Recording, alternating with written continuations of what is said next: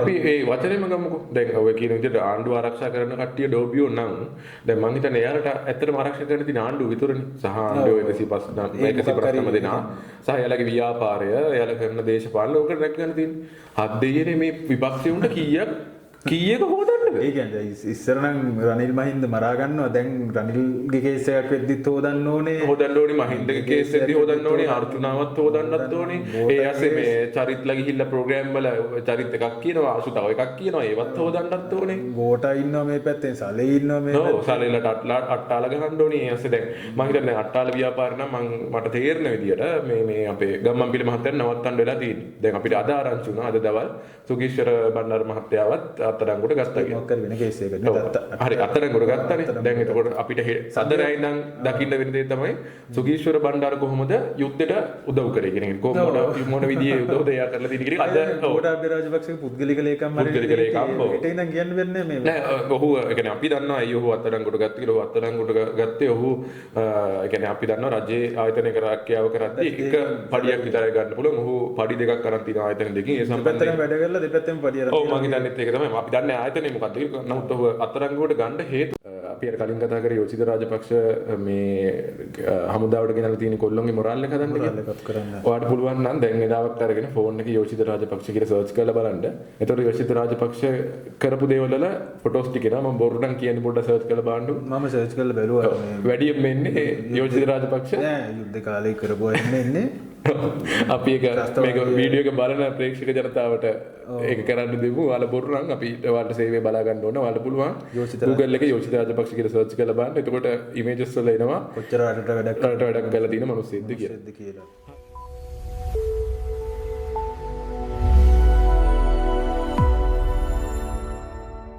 ආයිබෝන් මහන්. ඉතින් අපේ පළවෙනි එපිසෝඩ් එකෙන් පස්සේ තමයි අපි ආයෙ හම්බෙන්නේ. සතියකට පස්සේ නේද? ඔව් සතියකට විතර පස්සේ. ඉතින් මේ සතියේත් ගොඩක් දේවල් වුණා ලංකාවේ පොලිටිකල් සිස්ටම් එකේ නේද? ලංකාවේ පොලිටිකල් සිස්ටම් එකේ ගොඩක් කියන්නේ රාජපක්ෂලාට ටිකක් අමාරු කාලයක් උදා වෙලා තින්නේ. අපි අදත් පොඩ්කාස්ට් එක පටන් ගමු. පොඩ්කාස්ට් එක පටන් ගන්න කලින් මට මහන් අයියා හිතුණා, ඒ කියන්නේ අපේ ඇත්තටම අපි මුලින්ම අනිවාර්යෙන් මතක් කරන්න ඕනේ අපේ ප්‍රේක්ෂකයෝ නේද? පළවෙනි වීඩියෝ එකෙන්ම අපිට හොඳ ප්‍රතිචාර ටිකකුත් තියෙනවා. මම හිතන්නේ දැන් අපි මේක පටන් ගන්න කලින් බලද්දී 10000ක විතර views ප්‍රමාණයක් තියෙනවා. ඉතින් බොහොම ස්තුතියි අපිත් එක්ක එකතු වෙලා ඉන්නවට සහ ඉතින් ඔයාලා අපිත් එක්ක එකතු වෙනවා. ඔයාලගේ අදහස් අපිත් එක්ක ෂෙයා කරගන්නවා. ඒකත් එක්ක අපි හිතුවා අපිට අද එපිසෝඩ් එකට යන්න කලින් එපිසෝඩ් එකේ ඔයාලා අපිට දීලා තියෙන අදහස් ගැන පොඩ්ඩක් මතක් කරගන්න හොඳයි කියලා නේද මහන්නයි?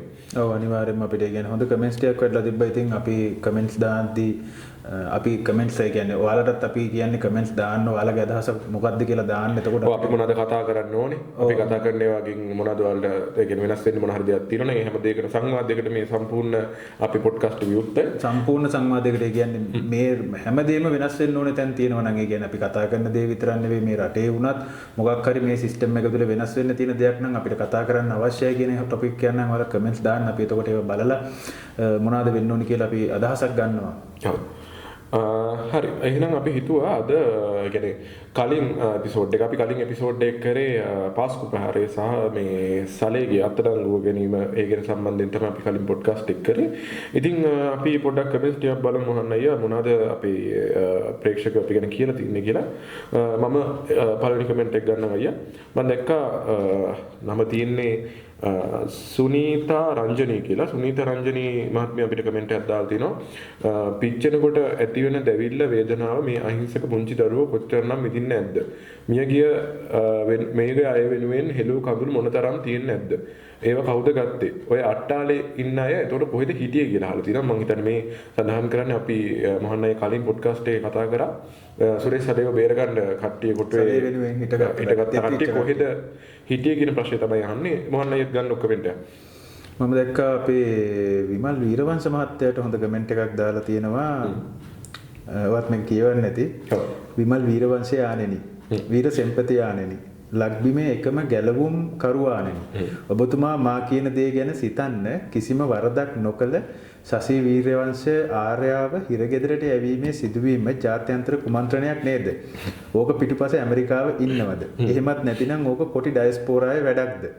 වෙන්න බැරි කමක් නැහැ නේද? ඔබතුමා වහාම පුවත්පත් සාකච්ඡාවක් පවත්වා මේ අධිරාජ්‍යවාදී කුමන්ත්‍රණය ගැන මහජනතාව දැනුවත් කිරීමට පියවර ගන්න.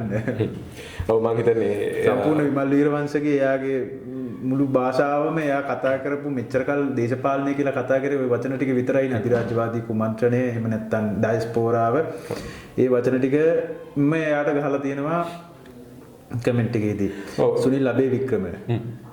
එතකොට මම හිතන්නේ සුනිල් මාත්‍යත් කියන්නේ මම හිතන්නේ අපේ පොඩ්කාස්ට් එකෙන් පස්සේ අපිට ප්‍රවෘත්තියක් වාර්තා වුණා ශශි වීරවංශ මහත්මියව අත්අඩංගුවට අරන් තියනවා කියලා. මම හිතන්නේ එතුමා ගැන තමයි කමෙන්ට් එකෙන් දක්වලා තියෙන්නේ. මීළඟට මට කමෙන්ට් එකක් හම්බුණා මේක දාලා තියෙන ප්‍රොෆයිල් එක තියෙන්නේ බ්‍රෝ සුබජීව කියලා. ඉතින් සුබජීව කියනවා during Saturn at Sirasa TV June 9th Vasantha Mudaliga directly accused Gotabaya Rajapaksa for Pasku Day and why not Vimal Udaya or Jnanasara protest against Vasantha Mudaliga. They can help unlock the cell phone laptop belong to Suresh Saleh and prove the innocence of Rajapaksa for this event. මේ කියන්නේ මොහොන් අයියේ අතන අපේ podcast එකෙන් පස්සේ සිරසේ ජූනි 9 වෙනිදා තිබ්බ සටන ප්‍රෝග්‍රෑම් එක. ඒකට ඇවිල්ලා තිබ්බ වසන්ත මුදලිගේ. වසන්ත මුදලිගේදී මේ ප්‍රෝග්‍රෑම් එකේදී කෙලින්ම කියනවා මේ පාස්කු පහයට රාජපක්ෂට සම්බන්ධයි සහ ගෝඨාභය රාජපක්ෂට සම්බන්ධයි කියන එක ඔහු එතන විවෘතව කියනවා. කාරණාත් එක පැහැදිලි කරනවා. ඔව්. එතකොට මම හිතන්නේ ඒක අපි අද පොඩ්කාස්ට් එකේත් ඒක ගැන කතා කරන්න නියමිතයි මේ එතන වසන්ත කරපු පැහැදිලි කිරීම ගැන. නෑ අනික මල්ලි උතන මම කතා කරන්න ඕනේ දෙයක් තමයි ඇත්තටම දැන් මේ වසන්ත මුදලිගේ මොකක් හරි ප්‍රකාශයක් කරලා තිබ්බම මන් දැක ගොඩක් වෙලාවට මේ වසන්ත මුදලිගේට මඩ ගහන ප්‍රකාශ අපි දැන් මෙතන වසන්ත මුදලිගේ මේ 100%ක්ම මේ හොඳ මිනිස්සෙක් මොන හරි වැරදි අඩුපාඩු තිබ්බත් ඒ මිනිස්සු ඒ විදිහට ඒ ත්‍රස්තවාදී වැලකීමේ පනත යටතේ අත්අඩංගුවට ගත්තේ මේ රට වෙනුවෙන් මොන හරි දෙයක් කරන්න ගිහිල්ලා නේද ඉතින් මම හිතන්නේ ඒක ප්‍රෝග්‍රෑම් එකේ වසන්ත එක පැහැදිලිව කියනවා. මෙතන අපිවත් කියන්නේ එයා එතනදී මම හිතන්නේ අපි පස්සේ කතා කරනවා. ඒකින්ද අපි එතනදී මේ කතා කරමු. අයියා තව මොන හරි කමෙන්ට්ස් තියෙනවද විශේෂයෙන් ඔයාලට කතා කරන්න? කමෙන්ට්ස් ගොඩක් තිබ්බා අපි ඒක ගැන ඇත්තටම කියන්න ඕනේ අපිට සුබපතල තිබ්බා ගොඩක් දෙනෙක්. ඒ අතරේ අපි මේ කමෙන්ට්ස් කිහිපයක් පමණයි තෝරගත්තේ. ඔව් අය. ගොඩක් කට්ටිය සුබපතල තමයි තියෙන්නේ නේද? ඔව්. මිනිස්සු වැරදි විදිහට මම හිතන්නේ ඒ කමෙන්ට් එක අපි කියවුවා නම් හොඳයි. මම හිතන්නේ ඉරාජ්ලා ගැන කියලා තියෙන එක. ඔව් අනේ අපේ යාළුවෝ ටික ගැන කියලා තියෙන්නේ.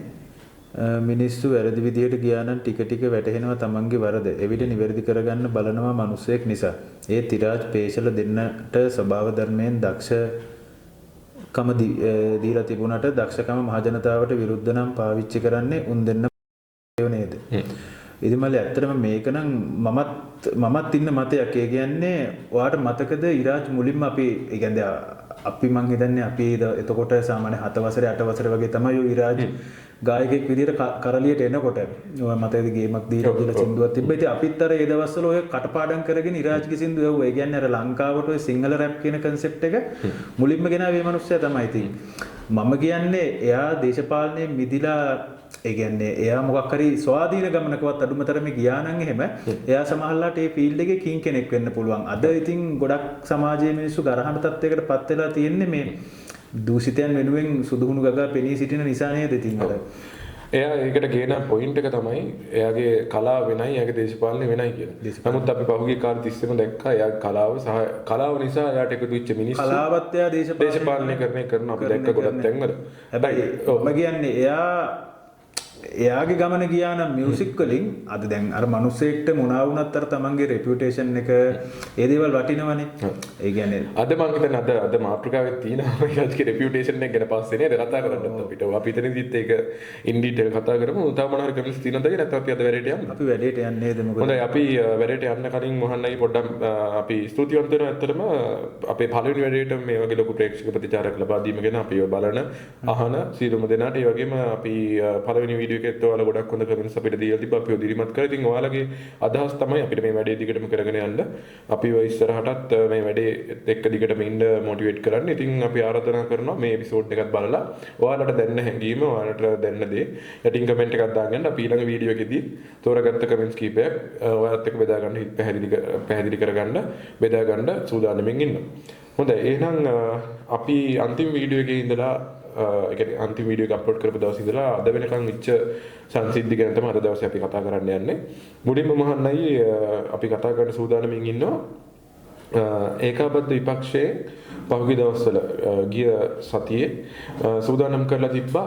මම හිතන්නේ මේකට මූලිකත්වය අරන් තිබ්බේ රෝහිත අබේගුණවර්ධන මන්ත්‍රීතුමා. එතකොට එතුමා උත්සවයක් සංවිධානය කරලා තියෙනවා.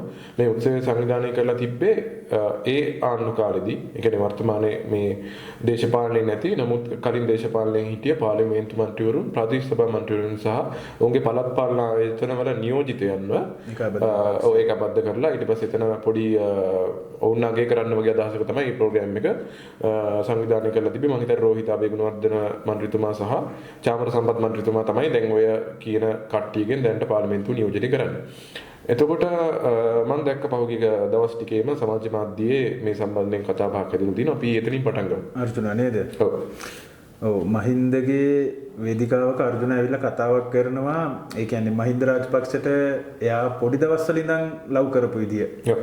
ඉතින් දැන් ඒ කියන්නේ මේ මෙච්චර කල් දැන් ඒ කියන්නේ ඇත්තටම මහින්දලගේ දේශපාලනේ රාජපක්ෂලගේ දේශපාලනය සහ එයාලගේ දේශපාලනය වෙනුවෙන් පෙනී සිටින ජනතාව හැම වෙලෙම කියන්නේ මොකක්ද? ත්‍රස්තවාදීන්ගෙන් රට බේරා ගන්න ඕනේ, දෙමළ ඩයස්පෝරාවෙන් රට බේරා ගන්න ඕනේ, කොටින්ට රට පාවා දෙන්න එපා. ඔය වගේ මාතෘකානේ ඇත්තටම එයාලගේ දේශපාලනේ තියෙන වෙන මාතෘකා නැහැනේ. ඉතින් එහෙම එයාලා ඒ වගේ තැනක ඉන්නකොට ප්‍රභාකරන් මගේ දෙයියා කියන මිනිස්සෙක් ඇවිල්ලා තමන්ගේ ස්ටේජ් එකේ ඉඳන් කියන්නේ තමන්ගේ ලොක්කව තමන්ගේ කියන්නේ තමන් අදහන දෙයියන්ව හයිලයිට් කරාට පස්සේ ඒ මිනිස්සයා කියන දෙයක් ඕන දෙයක් පිළිගන්න පුළුවන් තත්ත්වයේ තියෙනවාද ඉතින් මං අහන්නේ කියන්නේ දැන් හිතන්න දැන් අනුරට ඩයස්පෝරාවෙන් සල්ලි දුන්නා ඔය වගේ කතාවකුත් එළිය ගොතලා තියෙනවානේ මං හිතන්නේ එහෙම දෙයක්ත් කියනවා නේද හැබැයි ඔව් ඕක මං හිතන්නේ කියන්නේ මම දකින විදිහට මොහොන්නයි දැන් අපි නිකන් ඕක ආය මුලින් නම් කතා කරොත් අපි නිකන් බලමුකෝ ඔය රැසීමේදී මුල ඒ කියන්නේ ආසනවල ඉන්න කට්ටිය අපි ලංකාවේ ජනතාව පහුගිය කාලෙදී දේශපාලනයෙන් සම්පූර්ණයෙන්ම අතුගාලම දාපු කට්ටිය සහ මේ උත්සවේ නිවුස් වල එහෙම බලපු කෙනෙක් ඉන්නවා නම් එයාලා මේක කියනවා. මම දැක්ක රෝහිත අබේගුණවර්ධන චාම්‍ර සම්පත් විශේෂයෙන්ම කියන අපි අතුගාලා තින්න අපිට කරගන්න දෙයක් නැති වෙන කියලා එයාලගේ කටෙන්ම කියනවා. එතකොට අර තමන් බංකොලොත් වෙලා ඉන්න කියන එකත් එතනදී කියන සහ මම මෙතන දකින විශේෂම දේ තමයි මේ සම්පූර්ණ රැසීමේදී ඒ ආසනයේ ඉඳගෙන ඉන්න පිළිවෙල. අපි බැලුවොත් එimhe අර්ජුනා ඊට හැපැත්තේ මහින්ද රාජපක්ෂ, රෝහිත අබේගුණවර්ධන, චාමර සම්පත් මේ විදිහට තමයි පළවෙනි පෙළේ ඉන්නේ. එතකොට අපිට ප්‍රශ්නයක් එනවා දැන් විපක්ෂي වගේ නේද? ඔව් දැන් අපි හිතමුකෝ දැන් ඔය ඒකේ concept එක මේ විපක්ෂ හිටපු කට්ටිය එකතු කරලා පොඩ්ඩක් අගය කරනවා වගේ කෙනෙක්. ඒකට දැන් ඉන්න විපක්ෂ කට්ටිය ටික තමයි මුලසුන් ටික අරන් තියෙන්නේ. මට එතකොට ප්‍රායෝගික ප්‍රශ්නයක් එනවා. දැන් අර්ජුනා කියන චරිතය මට අනුව නම් අර අපි නිකන් අර ඉන්නේ මේ දැන් හිතන්න පොඩි ළමයි කියම නිකන් වැඩියෙන් අවධානය ගන්න ළමයි එක එක දේවල් කරන්නේ. ආන්න ඔය ටයිප් එක තමයි මට අනුව අර්ජුනා දේශපාලනය කියන කාරණේදී. මට මතක නම් අර්ජුනා කියන මන්ත්‍රීතුමා පාර්ලිමේන්තුව පළවෙනිම දවසේ ගිහිල්ලා විපක්ෂ නායකතුමාගේ පුටුවේ ඉඳගෙන මුළු ඒ කියන්නේ මට හිතෙන්නේ එයාගේ අයිඩියොලොජි එකේ තියෙන අර ගම්මන් පිළ වගේ. ඒ කියන්නේ අපි කලින් පොඩ්කාස්ට් එක කතා කරේ ඒක තමයි මෙච්චර කල් ලංකාවේ දේශපාලනය ගිහින් තියෙන විදිහ. ඒ කියන්නේ දැන් ඇත්තටම අපි දන්නේ නැහැනේ උතුරේ මීට කලින් හිටපු മന്ത്രിවරුන්ගෙන් අපි දැනගෙන තියෙන්නේ ඔය සුමන්තිරන් කියන නම් මෙහෙම මොකද මේ මේ දේශපාලන LTT කේස් වලදී ඔය කරන මේවත් එක්කම තමයි අර මෑතක බිහිවිච්ච අර හැමෝම දන්න മന്ത്രി කෙනෙක් වෙලා තියෙනවා දැන් අර්ජුනා. ඔව් ඒ අර්ජුනා කියන ඒත් කියන්නේ අපි දන්නවා දැන් ලංකාවේ දැන් අපේ තියෙන දේශපාලනය තුළට අයියා ලංකාවේ ඕනම කොනකින් එන മന്ത്രിතුමෙක්ට ඒ කියන්නේ එක වගේ අවස්ථා හම්බෙලා තිනවා මේ රජයේ වෙන්න පුළුවන් විපක්ෂ වෙන්න පුළුවන් ඒ Tamanට දැන් ලංකාවේ 225 නය තේරෙන්නේ. ඒතර ඔය 225 වෙන්න ඒ නියෝජනය කරන්නේ ලංකාවේ මිලියන 2ක් විතර වෙන ජනතාව. එතකොට ඒ ඔක්කොගේම නියෝජනය කරලා උතන්ට එන එකත් ලොකු ෆයිට් එකක්. දැන් එහෙම ඇවිල්ලත් තවන් නියෝජනය කරන එක මම කියන්නේ මම කලින් කියන්න උත්සාහ කරේ අර්ජුනා හැම වෙලේම උත්සාහ කරනවා අර්ජුනාගේ නම එළියට ඒ කියන්නේ පුවත් මවන කෙනෙක්. හිතන්න අර මේ ගෑනු කට්ටියකට පිස්තෝලයක් පෙන්නලා තර්ජනය කරලා අර්ජුනා එච්චර පිස්සෙක්ද මේ දොස්තර කෙනෙක් විදිහට ඒක නෑ. ඒක මට හිතෙන විදිහට නම් එයා එයාව හයිලයිට් කරනවා. එයා හැමදාම දවස ගානේ රටේ මිනිස්සුන්ට අම්මඩුඩු අර්ජුනා කියන නම මතක් කරනවා. ඉතින් අර ලංකාවේ දේශපාලනේ කොහොම තමයි මෙච්චර කල් ගිහින් තියෙන්නේ ඉතින්. ඔව් ඒකේ තියෙන මේ අපිට ප්‍රශ්නේ එන්නේ දැන් අපි කතා කරගෙන හිටපු මම දැන් අයියටත් පැහැදිලිව මේ ප්‍රශ්නේ ඇති. දැන් අර්ජුනා පාර්ලිමේන්තුවේදී පැහැදිලිවම කියලා තියෙනවා ප්‍රභාකරන් කියන මගේ දෙයියෝ කියලා. ඒක එයාගේ ස්ටේට්මන්ට් එක. ඒතකොට එයා ඉන්න ලයින් එකේ එයා ඒක කියලා තියෙනවා. සහ මම දැක්ක තව තැනකදී අර්ජුනා කියලා තියෙනවා මේ මට අනුරත් එක්ක විශ්ද ගන්න දෙයක් නැහැ. මට විසඳගන්න තියෙන්නේ නාමල් එක 2029 නාමල් රාජපක්ෂ වුණාම අපි දෙන්න මරාගෙන අපි දෙන්නගේ ප්‍රශ්නේ ඉවර කරගන්නවා කියලා. එතකොට පැහැදිලිව ඔයාලට හිතෙන්නේ නැද්ද නිකන් මේ මරාගෙන ඉවර කරගන්න මේ කියන්නේ දැන් අපි අර ඒ කියන විදිහට ගත්තොත් දැන් අර්ජුනා කියන්නේ මේ පැත්තෙන් ඊළම ඕනි කියන මනුස්සයා. ඕනි කියන මනුස්සයා ප්‍රභාකරන් මගේ දෙයියා කියන මනුස්සයා. එතකොට මහින්දලා කියන්නේ මේ පැත්තේ තනිකර ත්‍රස්තවාදයට විරුද්ධව ඩයස්පෝරාවට විරුද්ධව යුද්ධ බේරගත්ත නායකයා රට එක්සේසත් කරා කියලා කියනවා රජතුමා. අන්න ඒ වගේ නාම රාජපක්ෂ කියන්නේ ඒකට එතකොට ඒක අර කැපයිද මම දැක්ක ඔකට ಭಾರತ හොඳ කතාවක් කියලා තිනවා අපි ಭಾರತ එන්න කොන්න අයියා. ඒ කියන්නේ ඒ මහින්ද රාජපක්ෂලාගේ ඒ දේශපාලන ව්‍යාපාරයේ තියෙන එක් සුලභ ලක්ෂණයක් තමයි අර වරක් ඒ කියන්නේ වරක් වැන්දොත් කැලණියේ උපන්දා සිට කරපු සියලු පව් නැහැ වෙනවා වගේ. කියන්නේ ඇවිල්ලා මොන දහදුරා වැඩේ කරලා තිබ්බත් මහින්ද රාජපක්ෂගේ දයත් ශක්තිමත් කරන්න ඒ පැත්තෙන් හිටගත්තද එක හෙලාම ඒ මනුස්සයා හොඳයි කියන තැනට ඒ දේශපාලන ව්‍යාපාරේ හදලා තිනවා. කියන්නේ අර්ජුනා කොච්චර කොටියද අරකද මේකද කියලා අපහාස කරා.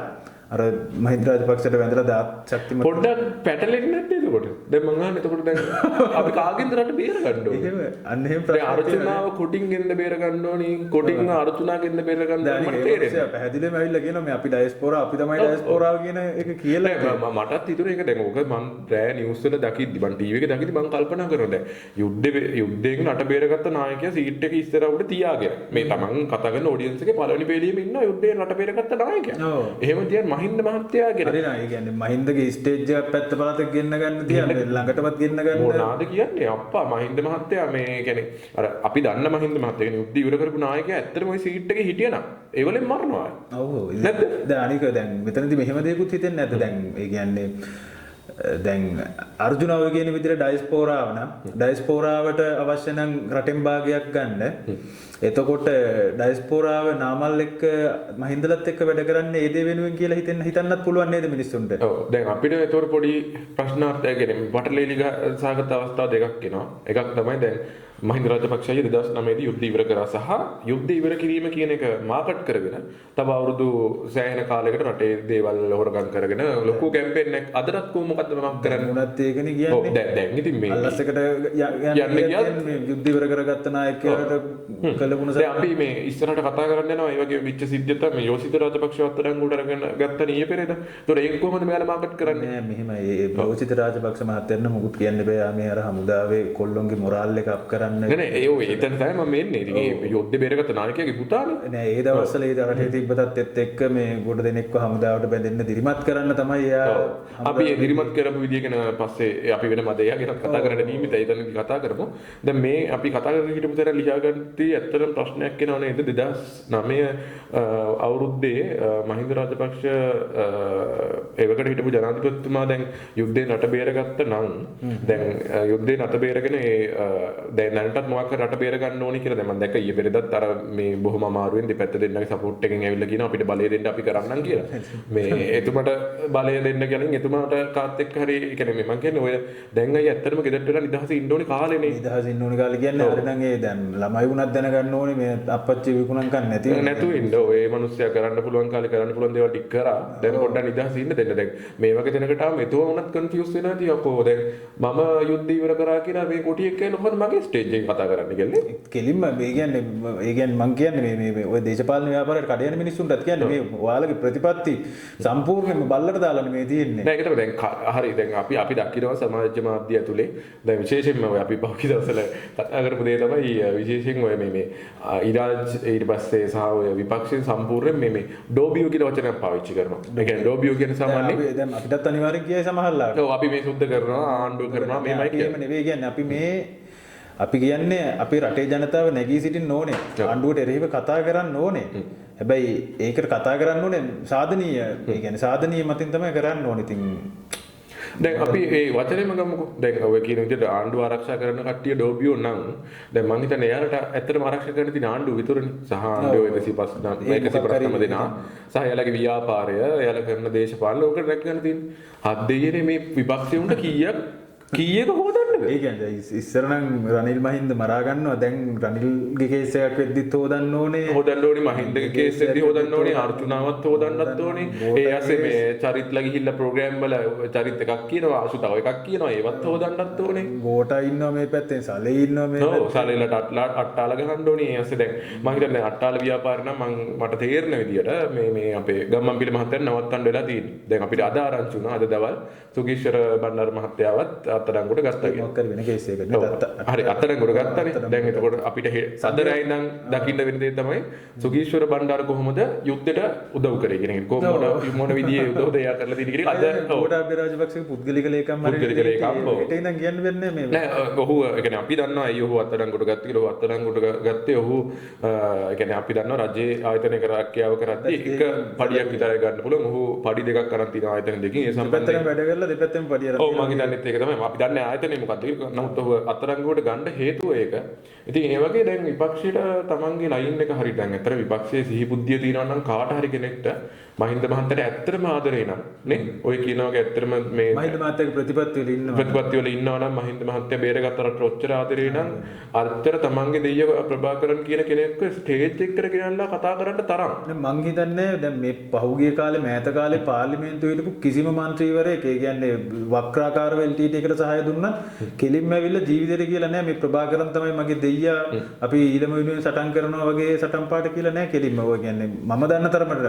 මට මතක විදිහට නම් මෑතකදී ඔව් අපි දැක්කා ඒ වගේ මේ විච්ච සිදුවීම චාමර සම්පත් ඇතුළු එතර හිටපු මන්ත්‍රීවරුනුත් බැක් කරනවා අර්ජුන ඒ කියන්නේ මම දැක්ක චාමර සම්පත් එක තැනකදී කියන අදහසකදී ඔහු අතින් කියවෙනවා මේ අර්ජුනා මේ යාපනයේ පැත්තේ ඉඳලා ඇවිල්ලා ආපු පළවෙනි දවසේම 8 වෙනි පුටුව කියන්නේ පාර්ලිමේන්තු විපක්ෂ නායකතුමාගේ පුටුව ඒකෙත් ඉඳගත්තා අපි කැමති ඔහු දිගට මේ පුටුවේ ඉඳ මට හිතෙනවා එතකොට 2029 මේ නාමල් රාජපක්ෂ ජනාධිපති වුණාම අපි කියන විදිහට අපි හිතමුකෝ ඒ කියන්නේ මේ ජනාධිපති වුණාමයි කියලා. එතකොට අර්ජුන විපක්ෂ නායකද? එතකොට හරිනේ මල්ලි වැඩේ. ඔව්. එතකොට දැන් එයා දැන් මනාමල්ට ඕනේ මොකද්ද? කොටින්ගෙන් රට බේරගන්න. ත්‍ස්තවාදයට එරෙහිව සටන් කරන්න. අර්ජුනට ඕනේ මොකද්ද? ඊළම. එතකොට ඊළම තිබිලා කොටි ත්‍ස්තවාදයේ නැවත ආවොත් මොකද්ද වෙන්නේ? මේ රටට අවශ්‍ය වෙනවා යුද්ධ කරන්න රට බේරගන්න පුළුවන් නායකයෝ. එතකොට ඒකට ඉන්නේ කවුද දැන්ට එකම? යුද්ධෙන් රට බේරගන්න ඉන්න එකම ව්‍යාපාරය තමයි නාමල්ලගේ ව්‍යාපාරය. ඉතින් අර්ජුන විපක්ෂ නායක වෙලා නාමල් ආණ්ඩුවේ ආතල්ලකට තියෙන්නේ නේද? ආතල්ලකට කියන්නේ මෙහෙමයි ඉතින් අර හීන දකින්න පුළුවන් මිනිස්සුන්ට ඉතින් අර අපි වුණත් කියන්නේ ඉතින් හරි නෑ මං කියන්නේ මේ අපි ඔය දේශපාලනය කරන මිනිස්සුන් අතාරිමුකෝ දැන් අපි දන්නවා බහුතරය ජනතාව අයියා පහුගිය කාලේ ඒ කියන්නේ අපි හිතමුකෝ දැන් මේ වර්තමාන රජයට සහයෝගය දීලා මේ රජය පත් කර ඇත්තටම වර්තමාන ජනාධිපතිතුමා රටේ බහුතර බලයක් අරගෙන ජනාධිපති වුණේ ප්‍රජාතන්ත්‍රවාදී විදිය ඇතුළේ ඡන්ද රාමුවක් ඇතුළේ ඇවිල්ලා තමයි ජනාධිපති වුණේ. එතකොට බොහෝ දෙනෙක් එළියේ හදපු මතය තමයි විපක්ෂයේ ඔක්කොම එකතු වුණොත් මේ වර්තමාන ආණ්ඩුවට වඩා බලයක් උන්ට තියෙනවා කියන එක. විපක්ෂයේ ඔක්කොම එකතු වුණොත් මං හිතන්නේ ඒක නැති වෙනවා නේද? ඒතර මිනිසුන්ට තියෙන්නේ විකල්ප දෙකයිනේ. අරුන්ද මුන්ද. ඔව්. නෑ ඒක තමයි දැන් ඒ විකල්ප දෙකෙන් ආණ්ඩුව ඒ කියන්නේ මං කියන්නේ ඒක දැන් ආණ්ඩුවට දැන් තනිකර වන් මෑන් ෂෝ එකක් වෙලා තියෙන්නේ මේක. ඒ කියන්නේ ෆයිට් එකක් නැහැනේ. මොකද අර මිනිස්සු ඉතින් මේ සම්පූර්ණයෙන්ම අයින් කරලා මේ දේශපාලනෙන් විපක්ෂයක් නැහැ. නෑ. ඒ කියන්නේ අර අයියා කලින් කිව්වා වගේ එන ඕන කුණ රොඩකට පුළුවන් විපක්ෂ කියලා එකතු වෙලා ඒකත් එක්ක යන්න.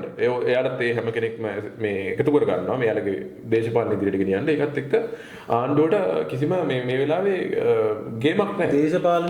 දේශපාලනිකව ගේමක් නැහැ. ඒ කියන්නේ අපි වුණත් කියන්නේ හැම වෙලෙම අපිට මොකක් හරි ශක්තිමත් විපක්ෂයක් ඕනේ මේ රටට. ඔව් මම කියන්නේ හරි දේවල් සටන් කරන්න. මේ මම කියන්නේ දැන් අපි සාමාන්‍යයෙන් අය දැන් එහෙනම් රටක් පරිපක්ෂයකට ගෙනියන්න පුළුවන් පාලන බලය. එතකොට රටකට විපක්ෂයක් ඕනි වෙන්නේ ආණ්ඩුව කරගෙන යන හැම දෙයකම අදක් උදක් හොයන්න නෙමෙයි. සහ මේ හිරේ දාන හැම එකකම ඩිපෙන්ඩ් කරන්නත් නෙමෙයි. දැන් ඇත්තටම අපි දකින්නේ නැහනේ විපක්ෂයෙන් කිසිම මේ කියන්නේ ප්ලෑන් කරපු දෙයක් යනවා. අයියට මොකද හිතෙන්නේ දැන් කියන්නේ දැන් අපි දැක්කා මේ දවස්වල දැන් සල්ලේ ඇතුළු මේ ඉස්සරහට හිරට යන්න ඉන්න සහ දැනට මේ යමින් ඉන්න කට්ටිය ඩිෆෙන්ඩ් කරන එක ඇරෙන්න විපක්ෂය කරපු මොකක් හරි සාධනීයයක් දන්නවනේ කියන්නේ මේ මල්ලි විපක්ෂය කියන්නේ ඔය දැන් එළිය විපක්ෂයේ ඉන්න කණ්ඩායම් යාලට බලේ තියෙද්දි කරෙත් ඒ දෙයම නෙවෙයිද? ඒ කියන්නේ යාලට මේ රට හදන්න පුද්ගලික උමනාවකට වඩා තමන්ගේ පුද්ගලික ඇජෙන්ඩාස් නේ තිබ්බ. ඉතින් දැන්ටත් ඉතින් යාලට තියෙන්නේ කොහොම හරි තමන්ගේ නඩුව බේරගන්නේ කොහොමද? තමන්ට වෙන්න වැටෙන්න තියෙන දේවල්ගෙන් ගොඩ යන්නේ කොහොමද කියලා මිසක් මේ රටේ ප්‍රශ්න කතා කරන්නේ මොකද? හොඳට බලන්න හේමරතනගේ වගේ සිද්ධියේදී ওই විපක්ෂයක මන්ත්‍රී කෙනෙක් කතා කරාද? ඊට පස්සේ අපි ක්‍රිකට් වෙනුවෙන් අපි ෆයිට් එකක් කරා. එතකොට ওই විපක්ෂයේ දිලිත් ජයවීරතියා කවුරුවත් කතා කරාද මේ දේවල් වෙනුවෙන්? ඊට පස්සේ ඔය වගේ අර රටේ ඇත්තටම වෙන්න ඕනේ දේවල් වෙනුවෙන් කතා කරන්න මිනිස්සු නැති වෙලා තියෙනවා මේ විපක්ෂය තමන්ගේ පුද්ගලික ඇජෙන්ඩාස් වල යන්නේ. ඉතින් මම රටේ මිනිස්සුන්ට කියන්නේ මොකක් හරි හොඳ ශක්තිමත් විපක්ෂයක් අපි හදාගන්න ඕනේ. එහෙම නැත්නම් අපි හරි මේ රටේ මිනිස්සුන්ට හැම පුද්ගලයෙක්ටම මේ සමාජයට බලපෑම් කරන්න පුළුවන් සමාජයක් තමයි දැන් හැදිලා තියෙන්නේ. අපි හරි මේ දේවල් වෙනුවෙන් ෆයිට් කරන්න ඕනේ. කියන්නේ අපිට අවශ්‍ය විදිහට අපි මේ දේ අපේ රට හදාගන්න ඕනේ කියන තැන මං ඉන්නේ ඉතින්. ඔව් අපි දැන් ඒ විපක්ෂයේ ගැන ඒ විදිහට කතා වෙද්දී අපිට ප්‍රවෘත්තියක් වාර්තා වුණා පහුගිය දවස්වල. ඒක තමයි අපි දන්නවා දැන් ලෝකයේ මුහුණ දෙනවා අයියා එල්නිනෝ තත්ත්වයකට. ඒතර මේ එල්නිනෝ තත්ත්වය ගැන ලෝකෙට කියලා තියෙන්නේ අපේ විපක්ෂ නායකතුමා. මම දැක්ක මේ ළඟදී ප්‍රවෘත්තියක් වාර්තා කරනවා මේ කැබිනට් තීරණ දැනුම් දෙන වෙලාවේ අපේ කැබිනට් ප්‍රකාශකතුමා ගෙදරින් එක තැනක කියනවා මේ අපිට මෙහෙම විපක්ෂ නායකතුමෙක් ඉන්න එක ගැන අපි සතුටු වෙනවා සහ රටට සම්පතක්. මොකද ලෝකෙට එල්නිනෝ තත්ත්වයක් එනවා කියලා තියෙන්නේ විපක්ෂ නායකතුමා කියලා. ඉතින් විපක්ෂ නායකතුමාට බැරිද දන්නේ නැහැ. දැන් මම කියන්නේ හරි විපක්ෂයක් විදියට. මොකද දැන් ඇත්තටම කිව්වොත් ඒ කියන්නේ අපි කලින් පොඩ්කාස්ට් එකේ මේ කතා කරා. විපක්ෂ නායක සජිත් ප්‍රේමදාස වුණාට විපක්ෂ නායකකම ගන්න එළිය ලොකු ෆයිට් එකක් තියෙනවා වගේ මේ අපි දකිනවා එළිය ලොකු දේවල් කරනවා. ඒ කියන්නේ ප්‍රවෘත්ති හදනවා, ඒවා එළිය වොයිස් කට් දෙනවා, කට්ටිය අට්ටාල ගහනවා. ඔය ඔක්කොගේම අන්තිමට කියන්නට උත්සාහ කරන්නේ ඒකනේ. අපි තමයි විපක්ෂය කියන්නේ. නමුත් විපක්ෂ නායකතුමාගේ එහෙම කිසිම මේ හැලෝල්ම නැහැ. මෙතන හරීම නිහඬ පිළිවෙතක් තමයි අනුගමනය කරන්නේ. මම දැක්කා පාර්ලිමේන්තුවෙත් ඇවිල්ලා එල්තිනෝ ගැන ආණ්ඩුවට සෑහෙන ලොකු මම අපි දැන් කතා කරේ එතුමාට සමහර සබ්ජෙක්ට් ගැන සෑහෙන විශාල දැනුම් ප්‍රමාණයක් තියෙනවා. ඉතින් ඒක තියෙනවා. ඉතින් මොකක් හරි වැඩක් ගන්න ඕනේ ඉතින් අපි රටට නේද? ඔව්. නෑ අපි අර කලින් කතා කරපු කාරණේත් අය නේද? ඉතින් දැන් මේ වෙලාවේ ආණ්ඩුවත් එක්ක එකතු වෙලා මේ ඉදිරි මාස 6ේදී මෙහෙම තත්ත්වයක් ආවොත් දැන් අපි දැක්කනේ මේ දිට්ඨ ආපු වෙලාවෙත් විපක්ෂයෙන් කියලා අපි භූමියේ කිසිම දෙයක් දැක්කේ නෑනේ කරනවා. ඒ කියන්නේ දැන් අපි දැන් තරමේ ඒ කියන්නේ Tamanට ඒ කියන්නේ අනාථ වෙච්ච මිනිස්සෙක් බලන්න යන්නවත් ඒ කියන්නේ මොන හරි ප්‍රගතිශීලී වැඩක් කරන්නේ එහෙම මිනිස්සු බලන්න නම් ගියා අපි දැක්කා මෙහෙන්. ඒ දැක්ක මං කියනත් එකයි කියන්නේ ඒ කරන දේ ඇතුලේ අර අපි හරය බැලුවොත් දැන් ඔය අයියා කියන්නේ මං හිතන්නේ විපක්ෂ නායකතුමා කොලයක් කරගෙන ඔයාලට 25000 හම්බුණාද කියලා හොයන්න ගියා. දැන් මං හිතන්නේ ජනාධිපතිතුමා ඇවිල්ලා මට හරියට දිනවක් වුණා මතක නැහැ. අපි උදාහරණයකට හිතමු බ්‍රහස්පතින්ද කියන්නේ කියලා. බ්‍රහස්පතින්දා පාර්ලිමේන්තුවට ඇවිල්ලා ජනාධිපතිතුමා මිනිහා යනවා සිකුරාදා. ඉතින් එහෙම සල්ලි හම්බෙන්නේ නැහැ නේ අයියා. ඉතින් ඒ තමයි විපක්ෂ නායකතුමාගේ එදත් මම කතා කරේ කියන්නේ විපක්ෂයේ අප්ඩේට් නැහැ මල්ලි. පක්ෂය දන්නේ මොකද්ද වෙලා තියෙන්නේ කියලා. ඒ කියන්නේ දැන් මේ රටේ මිනිස්සු ඡන්දයක් දෙන්න කලින් ඉස්සර තිබ්බ නිල් මේ කොළ ඒ කියන්නේ කැපුවත් ඒ පාට ભેද දැන් නැති වෙලා කියන එකවත් එයාලට අවබෝධයක් නැහැ. ඒ කියන්නේ ඒ කරන දේවල් සමාජයට විහිළුවක් විදිහට පේනවා කියනවත් එයාලට ගානක් නැහැ. සමාජලාට ඇත්තටම තේරුණා එහෙම කරන්න දෙයක්වත් නැතුවත් ඇති නේද? එහෙම නැත්තම් ගොඩක් වෙලාවට එයාලා ඒ කරන දෙයට කැමති ඔඩියන්ස් එකක් එයාලට ඉන්නවා කියලා හිතෙන්නේ නැද්ද? එයාලා කරන ඕනම දෙයක් ඒ විදිහට හැදගෙන යන්න. ඒ කියන්නේ අරුතුණා ස්ටේජ් එකේ නැගලා කතා කරපු එකත් ඔව් එයා එහෙම කතා කරා තමයි ඇයි ප්‍රශ්නයක් කියලා අහන්න තරම් කට්ටිය ඉන්නවා. ඔව් ඒක අනිත් පැත්තට ගහන්නේ ඩයස්පෝරා සල්ලි කේස් එකනේ. ඒ කියන්නේ එයාලට වෙනස් ඒ කියන්නේ දැන් හිතන්න සජිත් ප්‍රේමදාසට ඡන්දේ හම් වෙන්නේ ගොඩක් වෙලාවට ගම්මාන වලින් අනම්මනම් ඡන්ද වලින් නැතිව සමහරලාට ඒ ක්‍රවුඩ් එකට ඒ ෆෑන් බේස් එකට මෙයා ඒ දණ්ඩේ අනේකාරී අම්මට සිටින් මෙන්න සජිත් ප්‍රේමදාස මහත්තයා මේ සබ්මරීන් ගැනත් දන්නවන්නේ. ඒ වගේ ඔඩියන්ස් එකක් දිගටම තියාගෙන ඉන්න කියලාත් හිතෙන්නේ නැද්ද වෙලාවකට? ඔව් සමහරට එයාලගේ මේ වෙලාවේදී කියන්නේ ඔය ඇත්තටම සජිත් ප්‍රේමදාස ඔහොම නම් ඉතින් සජිත් ප්‍රේමදාස ඉතින් අර කවුද අපේ නිත්‍ය විපක්ෂ නායකතුමා විදිහට තමයි තියාගන්න වෙන්නේ. විපක්ෂ നായක නෙවෙයි අර නවීන් දිසානායක කිව්වේ අපි එක්ගෙන ආයි කියන්නේ මොකද අපි ගිය පොඩ්කාස්ට් එකෙත් එක්ගෙන කතා කරා සහ මරු කඳ නේද? හොඳයි අපි එහෙම කතාව අපි ඉස්සරහට යනවා. දැන් අපි ඒ කතාවේදී අපි අන්තිමට කියවන දිට්ටෝ ගැන. එතකොට මහන්නේ අපිට ඊයේ හවස බෙද්දී ප්‍රවෘත්තියක් වාර්තා වෙනවා. ඒ තමයි බදුල්ල ඉඳලා නානුවයට දුම්රිය මාර්ගය මේ මාසයේ 20 වෙනිදා. ඒ කියන්නේ මේ වීකෙන්ඩ් එකේ ඉඳලා දුම්රිය ගමන් වාර සඳහා විවෘත වෙනවා. ඉතින් මම හිතන්නේ මේ දුම්රිය මාර්ගය එහෙම නැත්නම් මේ උඩරට දුම්රිය මාර්ගයේ දුම්රිය ගමන් කරන එක ගැන පහුගිය කාලේ පුරාවටම අපි අර කතා කරන විපක්ෂය සහ විපක්ෂ මන්ත්‍රීවරු බොහෝම ලොකු විවේචන ප්‍රමාණයක් වර්තමාන ආණ්ඩුවට කරා. අයත් මොකද හිතන්නේ මේ දුම්රිය මාර්ගය නැවත ජනතාවට විවෘත වෙන එක ගැන සහ දිට්ඨකාරදී ආණ්ඩුව විසින් මේ කරන ලද දේවල් වලට ඇත්තම සමාජය ගැන දැනුවත්ද සහ මොකක්ද ඔය අදහස ඒක? මෙහෙමයි මල්ලි දැන් දුම්රිය ගැන කතා කරනකොට ඇත්තටම අපේ තාත්තත් ඔය පැත්තේ වැඩ කරපු ඉඳන් මම පොඩි කාලේ ඉඳන්ම මම බදුල්ලේ ඉන්නකොට කොළඹ ගියත් හැම වෙලෙම ගියේ ওই කෝච්චි පාරේ. ඉතින් අපි දැක්කා දිට්ට වලින් ඒකට වෙලා තියෙන හානිය. ඉතින් සමහර තැන් වලට ඇත්තටම එතනට පාලමක් දාන්නද එතනට පස් පුරවන්නද එතනට මොකද්ද කරන්න කියලාවත් බැලු බැලමට හිතා ගන්න බැරි තරමට ඩැමේජ් එකක් වෙලා තිබ්බා. ඔව් සමහර තැන්වල නිකන් මේ අර රෙදියමන වැලක් වගේ තමයි මේ කෝච්චි පාර. ඒ කියන්නේ එතනට පාලමක් දාන්න කොහොමද පාලමක් දැම්ම මේ පැත්තෙන් තියෙන ඉවුරත් කඩන් ගිහිල්ලා පස් පුරවන්න ගියොත් එහෙම පුච්චර උඩට පස් පුරවන්න වෙනවාද. ඉතින් අර ලේසි නෑ මොකද දැන් හිතන්න මිනිස්සු යන පාරක් නෙවෙයිනේ. එහෙම නැත්නම් බයික් එකක් වීල් එකක් යන පාරක් නෙවෙයිනේ. ටොන් ගණක් බර කෝච්චියක් යන්න ඕනේ. ඒතකොට පුරවනවා නම් කොච්චර ඒකට පැවැත්මක් තියෙන විදිහට හෙමින් කරන්න ඕනේ වැඩක්ද කියලා. ඊළඟට ආයෙ වැස්සක් ආවම යන්න නෙමෙයිනේ හදන්නේ. යන්න නෙවෙයිනේ. මොකද ඔය වැස්සට ගියපු ඒවානේ. ඔය හරියම ආපහු යන්න පුළුවන් වෙන්න පුළුවන් සමහරවිට. ඉතින් අර ඒ පිළිබඳ තියෙන නොදැනුවත්කම කියලා තමයි මට හිතන් තියෙන්නේ. මොකද ඔය 1800 ගණන් වල සුද්ධ හදපු රේල් පාර නේද? ඊට පස්සේ බිහිවිච්ච කිසිම පාලකයෙක්ට මං හිතන්නේ ලංකාවේ අපේ තාත්තා හැම වෙලෙම කියන්නේ තමයි පස්සේ බිහිවිච්ච කවුරුවත් එහෙම රේල් පාරක් හදන්නේ මං හිතන්නේ අර මහින්ද රාජපක්ෂ එක තැනකදී අර බෙලියත් වෙනකම් පොඩ්ඩක් විකරයිදී අර එහෙම තිබ්බ රේල් පාරවලුත් වහලා තියෙන්නේ. රත්නපුර රේල් පාර එහෙම වැහුවා. දැන් මං හිතන්නේ රත්නපුර රේල් පාර ආපහු වැඩ පටන් ගන්නවද කොහෙද? ඉතින් ඒ දේවල් මට තේරෙන විදිහට ඒ කියන්නේ දේශපාලන මත මොන පැත්තකින් තියලා කතා කරත් මට තේරෙන විදිහට නම් ඒක ලේසි වැඩක් නෙවෙයි. ඒක ගොඩක් කල්පනාවෙන් ස්ථීර සාර විදිහට කල්පවත්මක් තියෙන විදිහට හරි පරිස්සමට කරන්න ඕනේ වැඩක්. මොකද ඕක බාගෙට හදලා ඕක බාගෙට අටවලා උතනින් කෝච්චියක් යනකොට මොකක් හරි මහා ව්‍යසනයක් වුණොත් එහෙම ඊට පස්සේ ඒකට වගේ කියන්නේ කවුද?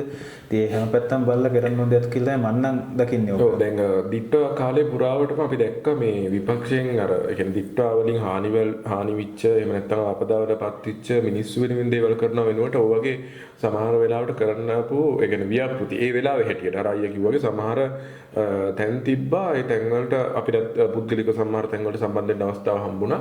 කරන්නේ මොකක්ද කියලා හිතා ගන්න බෑ. ඒ වෙලාව තියෙන මේ කියන්නේ ආපදාවේ මේ දිග පල්ල බැලුවම කොහෙන් පටන් ගන්නද කියලා හිතා ගන්න බෑ.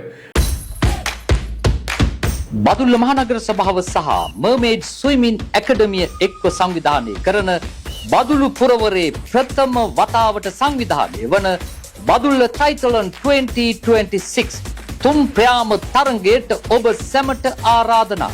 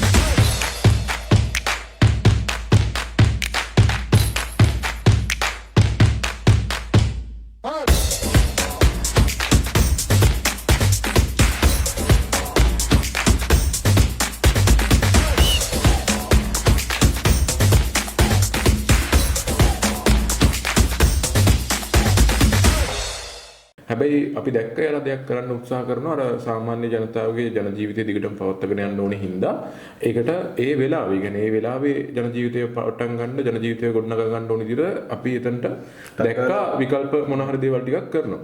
හැබැයි ගොඩක් වෙලාවට විච්ච දේ තමයි වර්තමාන විපක්ෂයේ ඉන්න ඇතැම්ම අය ඒකත් හාස්‍යයට ලක් කරපු එක.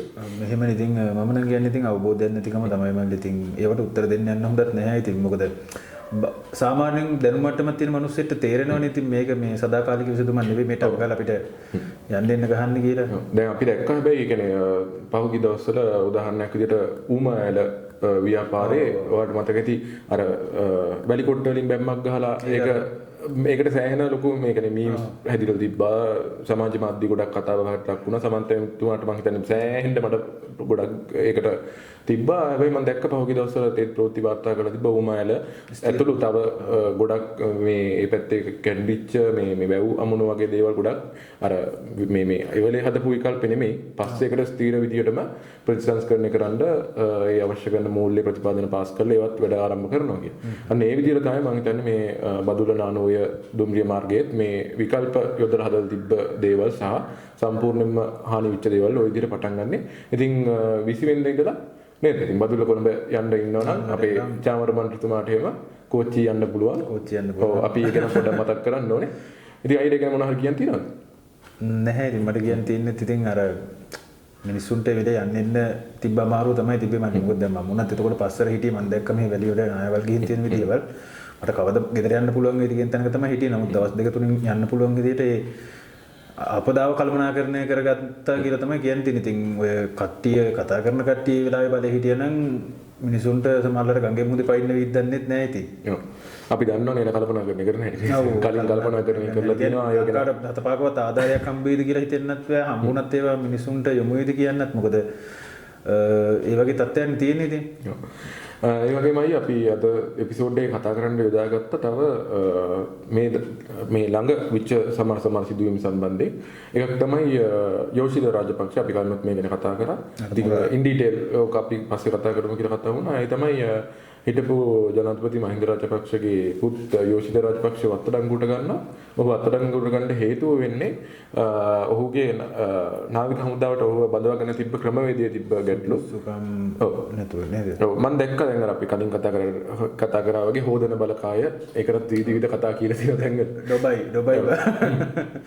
ඩොබයි බලකාය ඉතින් මෙහෙමයි ඇත්තටම මහින්ද කරපු වැඩක් හින්දා යෝෂිතට දැන් මම ප්‍රශ්නයක් අහන්නද? දැන් ඔයාගේ තාත්තා දුම්රිය එකේ කිව්ව නේද? ඔව්. තාත්තා දුම්රිය එකේ කිව්වට දුම්රියකට යන්න පුළුවන්ද? බෑනේ. ඇයි බැරි? මොකක් හරි ගන්න ක්‍රියාපටිපාටියක් තියෙනවානේ. එතකොට දැන් මෙතනදිත් මං හිතන්නේ වෙලා තින්නේ අර මං කිව්වේ තාත්තගේ වැඩේ හින්දා තමයි පුතාට කරලා තියෙන්නේ කියලා. ඒ දවස්වල මට නේවි එකට යන්න ඕනේ කිව්වට පස්සේ මං හිතන්නේ ඔය rules and regulation change කරලා ඔය වැඩේ කරන්නේ නැති ඉතින් ඊට වඩා ඉහළින් ආපු නියෝගයක් හින්දා වෙන්නේ නැතිනේ. ඔව් දැන් හැබැයි ඔයාගේ තාත්තා ජනාධිපති වෙලා තිබ්බනම් ඔයාගේ තාත්තා මහින්ද නම් ඔයාට එහෙම කරන්නත් පුළුවන්. මොකද අපි නෙමෙයි කියන්නේ. මේ හිතනොත් නීතිඥ කෙනෙක් වෙන්න පුළුවන්. මට හිතනොත් හමුදාවට යන්න පුළුවන්. මට හිතනොත් ඔකට. ඒක තමයි අපි දැන් නිකන් ඒ කියන්නේ අර අපි කියන්නේ මේ Mahinda Rajapaksa good old days කියලා කියනවා. ඒ ඉන්න කාලේ බලන්න දැන් නිකන් අර දැන් හිතන්නකෝ අපි නිකන් නාමල් විදිහට හිතමුකෝ. දැන් නාමල් හිතනවා මම මේ නුවර වෙවරම මේ රේස් පදිනවා කියලා. ප්‍රශ්නයක් නැහැ. තාත්තා දෙනවා විදිහට රේසුත් පදිනවා. එතකොට දැන් අයියා එහෙම වැඩ කරලා දැන් මල්ලිට මොකක් හරි ක්‍රමයක් තියෙන්න බෑ. එතකොට එක්කෙනෙක් රගර් ගහනවා. අනිත් මට මතකයි යෝෂිත ක්‍රිකට් උත් ගෙහුවා. හරිද? නැෂනල් එකට ගෙහුවේ නැති එක. නැෂනල් එකට ගෙහුවේ නැති එක විතරනේ. එතකොට තව කට්ටියක් රගර් ගහනවා. ඒ වගේ අර ඒ කියන්නේ තමන්ගේ පවුලේ ඇතුලේ ඒ කියන්නේ දේශපාලනිකව ගත්තා මේ ඒක එයාලම තමයි ඔක්කොම ටික කරන්නේ. අනිත් පැත්තෙන් ගත්තා පක්ෂයක් නෙමෙයි පවුල්නේ කියන්නේ පොට්ටෝ කියන්නේ පවුලක්. ඉතින් අදටත් ඒ රාජපක්ෂ පවුල වෙනුවෙන් පෙනී සිටින දේශපාලන ව්‍යාපාරයක් තමයි ඉතින්. අයියලා මල්ලිලා පුතාලා බාප්පලා ලොකු තාත්තලා ඔක්කොම ඇතුළු. ඉතින් අපිට මේකෙදි කියන්න උත්සාහ කරේ මේ අර ඒ කියන්නේ දැන් තමන් ජනාධිපති වුණා මේ කියන්නේ ජනාධිපතිවරයෙක්ට තියෙන බලය කොහොමද ඒ කාලේ කට්ටිය පාවිච්චි කරලා තින්නේ කියලා. ඉතින් මම හිතන්නේ ඒකට විමර්ශන දිගටම කරගෙන යනවා. මම හිතන්නේ ඔහු අපමත නිදාස් කරලා දිනවා ඊයේ. ඒ නාවික හමුදාවට බදවා ගන්න අර කතාවත් කතා කරන්න ඕනේ නේද? අර කොල්ලොන්ට මොරාල් දෙන්නනේ. ඔව් ඒක තමයි මම මෙතන තමයි එන්නේ ඇතුලේ. ඒ කියන්නේ අර ඩොබි බලකාය දැන් ඒ කියන්නේ අයියෝ මෙහෙමනේ දැන් වා හිතන්නකෝ මිනිස්සු කොච්චර අසරණද කියලා. දැන් විමල් වීරවංශගේ නෝනව මේ ඇරෙස් කරාම සලේව හොදලා ගෙදර යද්දී විමල් වීරවංශගේ නෝනව ඇරෙස් කරලා. හරිද? එතකොට මේ මිනිස්සු ආයෙකට මොකක් හරි හදන්න ඕනේ. දැන් මෙයා මොකෙන්ද මේ බේරන්නේ? සමහර දේවල් තියෙනවා හොදන්න බැරි වුණාම අනිත් පැත්තට මඩක් ගන්නවා. මේ බලි ගන්න තමයි මෙහෙමයි කියලා. ඊට පස්සේ සසීගේ කේස් එක ඊට පස්සේ යෝෂිත කේස් එක නේද ආවේ? ඔව් යෝෂිත එනවා. දැන් අද සුගීශ්වර ගිහිලා තිනවා. දැන් මම ඔයාලට කැට දාලා කියන්නම්. අද හවසේදී ෆෝන් එකේ බලන්න බොරුණා. අද හවසට සුගීශ්වර බණ්ඩාරට යුනිෆෝම් එක හඳලා සුගීශ්වර බණ්ඩාර කොහොමද යුද්ධ ඉවර කරේ කියලා වදන්න නැත්නම් අද හවසට ෆෝන් එක බලන්න. සිරාවට බලන්නකො. හරි. මොකද්ද ඉතින් ඊට පස්සේ දැන් යෝෂිත කේස් එකේ ඉවරදී ආයි බාප්පා කේස් එකක් ආවනේ රෑ. ඔව් දැන් බාප්පට මේ වෙද්දි වරෙන්තු නිකුත් කරලා තින්නේ. ඒ කියන්නේ ලංකාවට අයින පළවෙනි වතාවෙම ඒ බසිල් රාජපක්ෂ පොඩි බාප්පනේ මං කියන ලොකු බාප්පට මොකක් කරේ අර මේ නෑ පවුලම කේස් තමයි අපිටත් දැන් කේස් පැටලෙන ගන්නට කේස් වෙලා තියෙන්නේ. නෑ එයා මොකක් කරේ අර අධිකරණයෙන් ඉල්ලීමක් කළා තිබ්බනේ මාව. ආවා කියන්නේ මේ ගෝඨාභය රාජපක්ෂ. ඔව් ඒ කියන්නේ තමන් දන්නවනේ දැන් තමන් කොටු වෙන්න යන්නේ කියලා. ඊට කලින් තමම කියනවා මාව ගන්න එපා. පුළුවන් නම් මං ගැන පොඩ්ඩක් සලකලා බලන්න. ප්‍රතික්ෂේප ඒ කියන්නේ එහෙම ඉල්ලීමක් කරන්න බෑ කියලා ඊට පස්සේ අනිත් බාප්පනේ ඒ බාප්පා ඉවරෙද්දි ඉතින්. ඔව්. ඉතින් ඔන්න ඔය විදිහට තමයි මේ පහුගිය සතියේ ඒ අත්අඩංගුවට ගන්න සිද්ධ වුණේ. දැන් නිවුස් එකක් තියෙනව නේද? ඔව්. මම හිතන්නේ සුගීශ්වර බණ්ඩාර හිටපු ජනාධිපති ගෝඨාභය රාජපක්ෂගේ පුද්ගලික ලේකම් අපි කලින් කතා කරා. ඔව් එහෙම නැත්නම් ගොඩක් දෙනෙක් දන්න විදිහට කිව්වොත් එහෙම අර ගොම කණ එක්කෙනා. ගොම ගොඩක් විකුණන් කාපු මිනිස්සයා. ඔව්. මීට සුළු මොහොතකට කලින් මම හිතන්නේ ජූලි පළවෙනි දිනකන් නේද? පළවෙනි දිනකන් රක්ෂිත බන්ධනාගාරගත කරන්න නියෝග කරලා තියෙනවා. ඉතින් අපි දැන් නිකන් දැන් හිතන්නකෝ ඉල්ලන් කෑවා වගේ කේස් එකක් නිකන් තේරෙන්නේ නැද්ද? දැන් හිතන්න මොකක් හරි දැන් දෙයක් වෙනුවෙන් උද්ඝෝෂණයක් කරේ මේ මිනිස්සයා හයිලයිට් වෙනකොට නේ ආණ්ඩුවට වුණත් හරි කාට හරි වුණත් ශානිට හරි මතක් වෙන්නේ දැන් ශානිට බයිනවා මචං මූ ඇවිල්ලා හැමදාම. ශානිට මතක් කරනවා මූගේ මොන හරි කේස් එකක් නැද්ද? ඒ වගේ සීන් එකක් නේද ඔයාලට හිතෙන්නේ තේරෙන්නේ නැද්ද? සමහරවිට ඉතින් කේස් තියෙන හින්දා එහෙම රඟපාන්න පුළුවන් නේද? අර දැන් හිතන්නකෝ දැන් අපිට දැන් මම ශානි නම් මට මොකෙක් හරි හැමදාම බයිනවා නම් ඌ යකෝ මේ කියන තරම් හොඳ එකෙක්ද කියලා මට වුණත් පුද්ගලිකව හිතනවනේ. කියන තරම් හොඳ උන්නේ නෙමෙයිනේ. කියන තරම් හොඳ ඒක ශානිත් දන්නවා අපිත්. ඇඟේ මඩ තියාගෙන අනිත් උන්ට අනිත් මිනිස්සුන්ට මඩ ගහන්න ගියාම ඔහොම දේවල් වෙනවා. ඉතින් සුගිස්සරට කියන් තින්නේ ඒක තමයි ඉතින්. තව මොන හරි නිවුස් තියෙනවද අයියට කතා කරන්නේ? නිවුස් තියෙනවද කියන්නේ මම පොඩි දෙයක් මතක් කරන්න කියලා හිටියා මේ විමල් ඇමතිතුමා කියනවා CTB එක හදන්න මම ඒ කියන්නේ කතාව ඒ විදිහටම නෙවෙයි කියන්නේ ඒ කතාවෙන් මම දැක්ක අදහස් තමයි මේ CTB එක හදන්න බෑ මේ නිලධාරීන් මේ රජයේ සේවකයෝ CTB එකේ සේවකයෝ කරන සමහර වැඩ හින්දා ඉතින් ඒව නවත්තන්න අපි පියවර ගන්න ඕනේ කියලා. ඉතින් ඔයා හිතන්නේ මොනවාද මේ කියලා මම පුද්ගලිකව දන්නවා සමහර CTB වල ඩිපෝ වල බස් වලින් තෙල් අදින කේස්. ඒතොර ටිකට් එක දෙන්නේ නැති කේස්. ඉතින් මෙයාලා ගෲප් වලින් සෙට් වෙලා මේ දේ කරනවා කියලා තමයි ඇමතුමා කිව්වේ. ඉතින් මොකක් හරි ඇක්ෂන් එකක් ගන්න ඕනේ නේද අපිට කියලා හරියන්නේ නැහැ නේද? නෑ ඔය එතන මම දකින්නේ කියන්නේ අර දැන් දේශපාලනිකව අපි දැක්කා මේ කියන්නේ රටේ සිස්ටම් චේන්ජ් එකක් වුණානේ.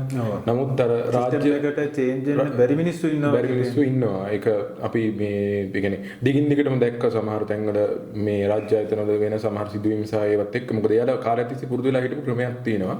සහ ඒක එයාලට අවුල් කියලා කවුරුත් පෙන්නලා දුන්නෙත් නැහැනේ. මොකද දැන් කලින් නම් ඇවිත්තුම ඔක එළිය කියන්නේ නැහැනේ. පොලිසියත් ඉතින් ඔය වගේ කේස් තමයි. ඉතින් මොකක් හරි වෙනසක් කරන්න ඕනේ නේද? ඉතින් දෙතුන් දෙනෙක්ට නීතිය ක්‍රියාත්මක කරොත් මොකද නැත්තම් මේ රාජ්‍ය සේවය මෙහෙම තියෙද්දි මං හිතන්නේ නැහැ මේ කියන්නේ කොතන වුණත් මල්ලි මේ ප්‍රශ්නේ තියෙනවා. ඉතින් CTB එක විතරක් නෙවෙයි ලංකාවේ මොකක් හරි පරිපාලන ආයතනයක වුණත් මිනිස්සෙක් වැඩක් කරගන්න ගියාම රස්තිය අඩු කරනවා. ඉතින් මේ දේවල් අනිවාර්යයෙන්ම වෙනස් වෙන්න ඕනේ. ඉතින් මේ දේවල් මේ පාලන කාලය ඇතුළත වෙනස් වුනේ නැත්තම් මං හිතන්නේ නැහැ වෙන කිසිම කාලයක අපිට මේ සිස්ටම් එක චේන්ජ් කරගන්න වැඩේ කරගන්න පුළුවන් වෙයි කියලා. ඉතින් ඒ වගේම මට තව එක නිවුස් එකක් තියෙනවා. අයියා අද අපි වැඩි ඉවර කරගන්න කතා කරන්නේ. ඒ තමයි ඔයා දකින්න ඇති කියලා මම විශ්වාස කරනවා මේ හිරුනිකා ප්‍රේමචන්ද්‍ර පහුගිය දවස්වල වීඩියෝ එකක් ඒ කියන්නේ යාගේ වොයිස් කට් එකක් අහන්න හම්බුණා ප්‍රවෘත්තිවලදී. ඒකෙදි කියනවා ඔයා දකින්න ඇති පහුගිය දවස්වල විච්ච සමහර සිද්ධි සම්බන්ධයෙන් සමාජයේ කතිකාවතක් ඉදිරියට තිබ්බ. ඒක තමයි මේ සමන්ත විද්‍යාරත්න ඇමතිතුමා මේ වල් කපන සිද්ධිය සම්බන්ධයෙන් සහ අම්මිගා මන්ත්‍රීතුමිය හපුතලේ පැත්තේ මම මතක හැටියට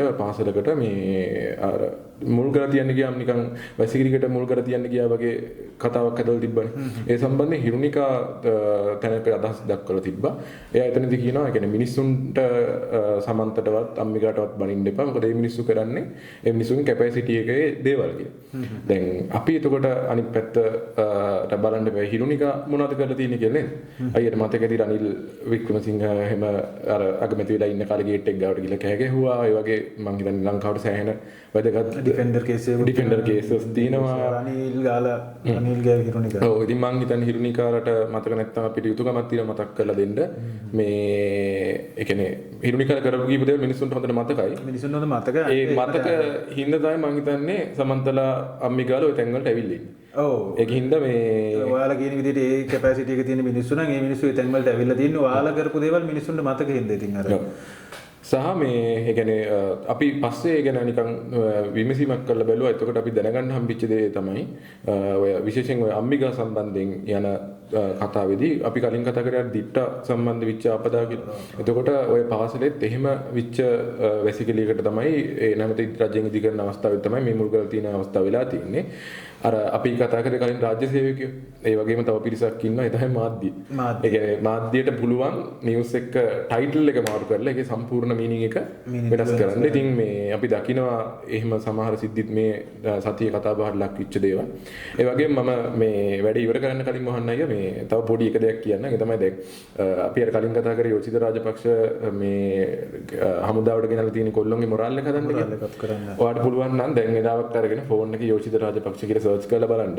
එතකොට යෝෂිත රාජපක්ෂ කරපු දේවල් වල ෆොටෝස් ටික එනවා. මම බොරු නම් කියන්නේ පොඩ්ඩක් සර්ච් කරලා බලන්න. මම සර්ච් කරලා බැලුවා මේ වැඩියෙන් එන්නේ යෝෂිත රාජපක්ෂ නෑ යුද්ධ කාලේ කරපුවා එන්නේ අපි එක මේක වීඩියෝ එක බලන ප්‍රේක්ෂක ජනතාවට ඒක කරන්න දෙමු. ඔයාලා බොරු නම් අපි ඔයාලට සේවය බලා ගන්න ඕන. ඔයාලට පුළුවන් Google එකේ යෝෂිත රාජපක්ෂ කියලා සර්ච් කරලා බලන්න. එතකොට ඉමේජස් වල එනවා කොච්චර රටට වැඩක් කරලා තියෙන මිනිස්සුද්ද කියලා. හරි එහෙනම් මොහොන් අයියා අපි දැන් පැයකට විතර ආසන්න කාලෙ තිස්සේ කතා වුණා. ඉතින් අපි මුලින් පටන් ගද්දිත් කිව්වා අපි නැවතත් පොඩ්ඩක් මතක් කරනවා. ඒ තමයි අපේ මේ පොඩ්කාස්ට් එක අපේ පළවෙනි වීඩියෝ එක මේ විදිහේ 10000ක වගේ ප්‍රමාණයක් බලලා තිනවා. සහ අපිට හොඳ මේ වැඩේ ඉදිරියට කරගෙන යන්න කියලා හොඳ කමෙන්ට්ස් ගොඩකුත් හම්බෙලා තිනවා. ඉතින් අපි ස්තුතිවන්ත වෙනවා අපි නරඹන අපි අහන අපිත් එක්ක අදහස් ප්‍රකාශ කරගන්න කට්ටිය. මොන හරි කියන්න තියෙනවද ගැන? මම කියන්නේ අපි ඉස්සෙල්ලා පටන් ගන්නකොටම කිව්වා වගේ තමයි අපි මේ දේ කරන්නේ මේ රටේ මිනිස්සු දේශපාලනය ගැන හිතන විදිය වෙනස් කරන්න වෙනස් විදියකට දේශපාලනය දිහා දකින්න පුළුවන් පැත්තක් විවර ගන්න තමයි අපි කරන්නේ. ඉතින් ඔයාලගේ අදහසත් අනිවාර්යයෙන්ම කමෙන්ට් කරන්න. ඔයාලා මේ පිළිබඳ දරන දේවල් ඔයාලා මේ වීඩියෝ එක බැලුවොත් අනිවාර්යෙන්ම ඔයාලට පුද්ගලිකව හිතෙන අදහස් අපිට කමෙන්ට් එකක් දාගෙන යන්න. ඔය කමෙන්ට් එකේ තියෙන අදහසෙන් අපිට ගන්න දෙයක් තියෙනවා නම් අපිට මේකේ කතා කරන්න ඕනේ මාතෘකාවක් තියෙනවා නම් අපි අනිවාර්යෙන් මේ ගැන කතා කරනවා. ඉතින් අපිව සබ්ස්ක්‍රයිබ් කරලා තියාගන්න. මොකද එතකොට තමයි අපි මේ වගේ දාන හරවත් වීඩියෝ එකක් තවත් මේක සමාජගත වෙන්නේ. ඉතින් මට එච්චරයි කියන්න තියෙන්නේ. ඔව් අපි ඉස්සරහට බලාපොරොත්තු වෙනවා නේද? අපි සමහර කතා කරන සබ්ජෙක්ට් ගැන ඒව ගැන දැනුවත් කට්ටියත් අපේ මේ පොඩ්කාස්ට් වලට සම්බන්ධ කරගන්න. ඒ වගේම ඉදිරි වීඩියෝ වලදී තව කීප දෙනෙක් සමහරට අපිත් එක්ක සම්බන්ධ කරගන්න. ඒ කියන්නේ කණ්ඩායමක් ඉන්නවා. අපි දැන් මේක මේ ටක් ගාලා පටන් ගන්න ඕනේ කියලා හිතපු ඉඳලා පටන් ගත්තා. ඉතින් කණ්ඩායමත් එක්ක. ඔව් ඉදිරියට තව මේක තව විදියට වර්ධනය වෙයි. ඒවත් අපිත් එක්ක එකතු වෙලා ඉන්න. එහෙනම් අදට අපි ඩොට්කාස්ට් අපේ දෙවෙනි එපිසෝඩ් එකෙන් අපි මේ විදිහට සමුගන්නවා. අපි ඉස්සර දවසක ආයෙ හම්බෙන්නේ නේද මොන්නේ? ආයෙ බලන්න. ආයෙ බලන්න.